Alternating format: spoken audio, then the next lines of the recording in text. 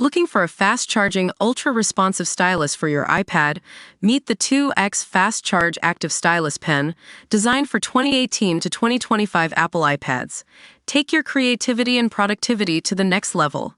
Click the link in the video description to shop now on Amazon.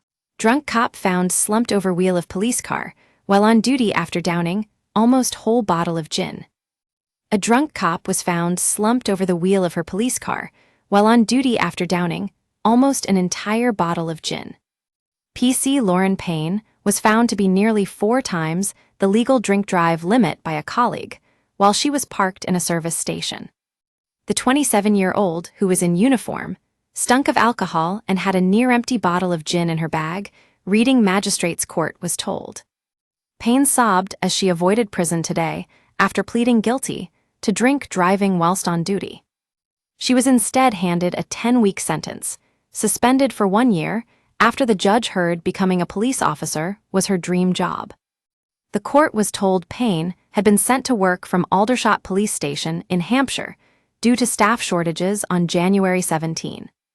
At around 3:03 p.m., she was released from her duties and informed her line manager she was on her way back to her usual area of Andover to finish her day. But the force control room was concerned after receiving inaudible communications from Payne. Colleagues went to Popham Services, where they found the cop slumped over the wheel of her patrol car at 4:03 p.m., 30 minutes before her shift was due to end.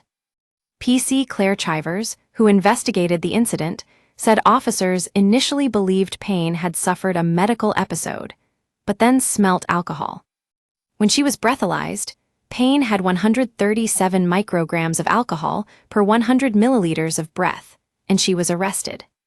The court heard worked as a police staff investigator outside Southampton Central for 4 years, until July 2024, when she became a police constable. Charlotte Branfield, defending, said she had been involved in a car crash 7 days before the incident.